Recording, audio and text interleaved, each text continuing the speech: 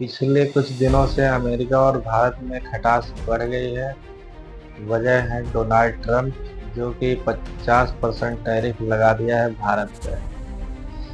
पहले उन्होंने 25% लगाया और बाद में उन्हें 25% पेनाल्टी के तौर पे उसका और लगा दिया।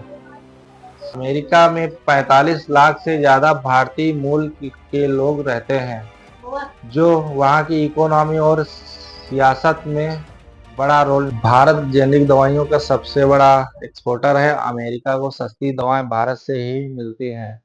टेक्सटाइल, ऑटोमोबाइल जैसे क्षेत्रों में भी भारत की सप्लाई चेन अमेरिका के लिए जरूरी है। इसके अलावा अमेरिका की Johnson and Johnson Pfizer drug supply करती हैं।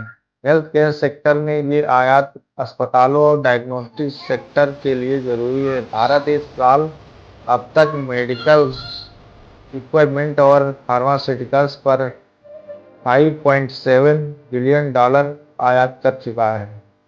भारत अमेरिका से तेल और गैस खरीदता है। साल 2024 और 25 में एलएनजी आयात 2.46 बिलियन डॉलर रहा, लेकिन भारत के पास मिडिल ईस्ट और अफ्रीका जैसे कई ऑप्शंस हैं और भारत अमेरिकी तेल कम खरीदते हैं, तो उनकी ऊर्जा कंपनी को नुकसान होना चाहिए। दुनिया में ऊंचा होता भारत का कर्ज दुनिया में भारत का कर्ज लगातार ऊंचा हो रहा है।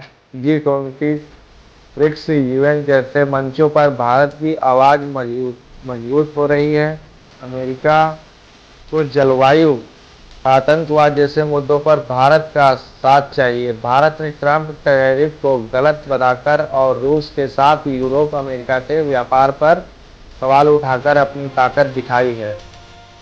आत्मनिर्भर और भारत के नए दोस्त प्रधानमंत्री नरेंद्र मोदी के dream project make in India और आत्मनिर्भर भारत के जरिए भारत अमेरिका पर निर्भरता है।